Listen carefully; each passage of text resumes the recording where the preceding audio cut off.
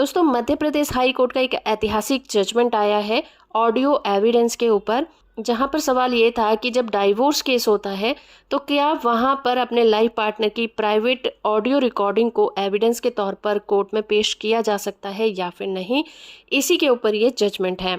और ये जजमेंट इसलिए भी इम्पॉर्टेंट है क्योंकि किसी व्यक्ति की प्राइवेट ऑडियो रिकॉर्डिंग को पेश करना उसके निजता के अधिकार का उल्लंघन भी हो सकता है।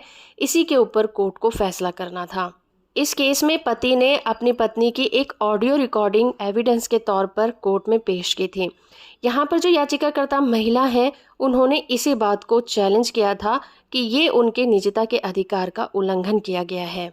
दोनों की मैरिज 2016 में हुई थी और महिला ने सीआरपीसी के सेक्शन 125 के तहत मेंटेनेंस की याचिका भी दायर की थी, जबकि पति ने पत्नी के अवैध संबंध को प्रूव करने के लिए ऑडियो रिकॉर्डिंग को कोर्ट में एविडेंस के तौर पर पेश करने की मांग की थी। अब कोर्ट के लिए चैलेंज यहाँ पर ये था कि क्या किसी की प्राइवेट बातचीत को रिकॉर्ड किया जा सकता है और उसे एविडेंस के तौर पर कोर्ट में पेश किया जा सकता है। महिला ने यहाँ पर दावा किया था कि इस तरह की रिकॉर्डिंग भारत के संविधान के आर्टिकल 21 के तहत मौलिक अधिकारों का उल्लंघन करता है, जो उसके प्राइवेट अधिकार की गारंटी देता है। यहाँ पर 3 केसों का रेफरेंस भी दिया गया था, जिसमें people union of civil liberties versus union of India case, जिसमें मौलिक अधिकारों में प्राइवेट बातचीत पर बहुत जोर दिया गया था।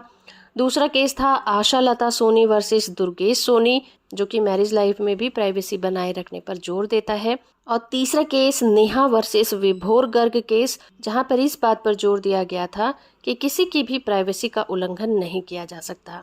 तो इस केस में मध्य प्रदेश हाई कोर्ट ने कहा कि पति या पत्नी की निजी बातचीत को उनकी जानकारी के बिना रिकॉर्ड करना उनके निजता के अधिकार का उल्लंघन है और ये भारत के आर्टिकल 19 और 21 का भी उल्लंघन है। कोर्ट ने कहा कि किसी भी व्यक्ति का निजता का अधिकार जो होता है वो उसकी मैरिज के बाद भी बना रहता है और कोई भी लाइफ पार्टनर उसका उल्लंघन नहीं कर सकता। तो किसी के निजता का उल्लंघन करके किसी की प्राइवेट रिकॉर्डिंग को कोर्ट में एविडेंस के तौर पर स्वीकार नहीं किया जाएगा।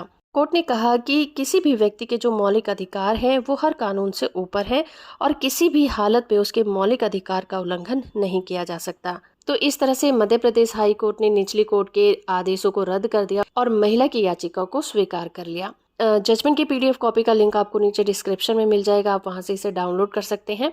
वीडियो इन्फॉर्मेटिव है तो आप इसे लाइक, शेयर और चैनल को सब्सक्राइब करना बिल्कुल मत भूलिएगा।